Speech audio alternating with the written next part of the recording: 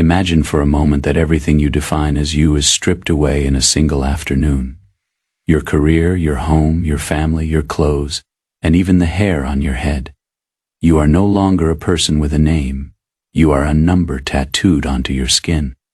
This was the reality for a man named Viktor Frankl in 1942, a brilliant psychiatrist from Vienna. Frankl found himself standing in the freezing mud of a Nazi concentration camp.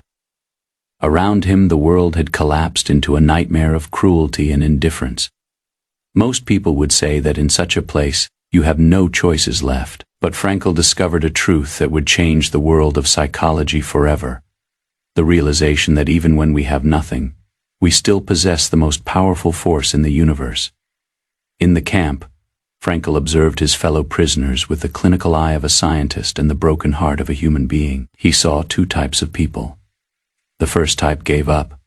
They allowed the external environment, the hunger, the cold, the beatings, to hollow them out from the inside.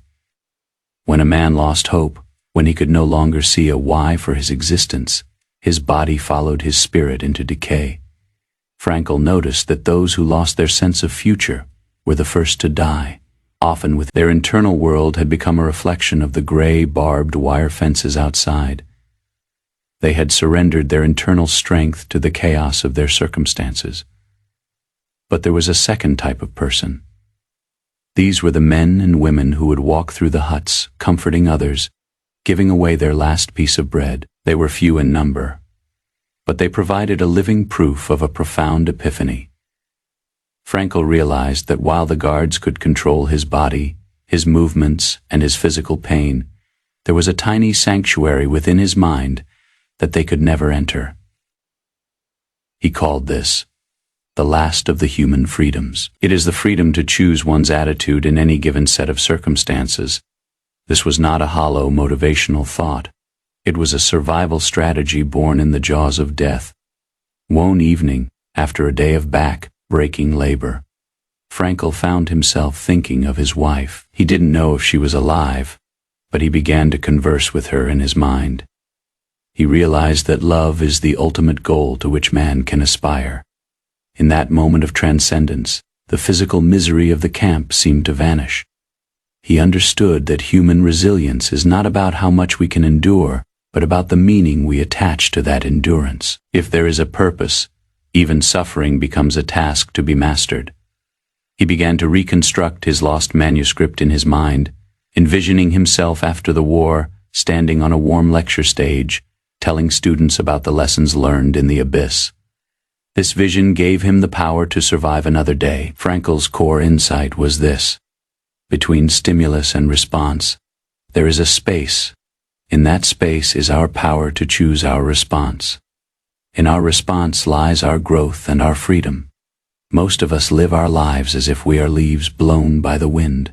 When the weather is good, we are happy. When the weather is bad, we are miserable. We give our mastery away to external events. Frankl challenges us to take it back. He teaches us that we do not ask life what the meaning of our existence is. Rather, life asks us, and we answer by being responsible. This is the essence of existential maturity. When you feel overwhelmed by your job, your relationships, or your personal failures, remember the man in the freezing mud. He had every reason to give up, yet he chose to find meaning in the very act of not giving up. He transformed his suffering into a legacy of hope for millions.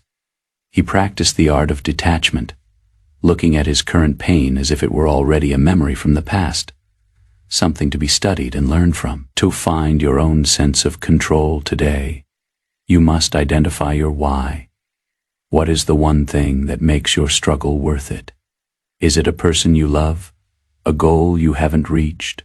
A version of yourself you are still building? When you find that why, the how becomes bearable. Life is never made unbearable by circumstances, but only by lack of meaning and purpose. As you close this video, take a deep breath. Look at the challenges in your life not as obstacles, but as raw material. You are the architect of your inner state. No one can take away your right to choose how you feel about your life. You are not a victim of your past or your environment. You are the holder of the last human freedom. Stand tall, find your meaning, and walk forward.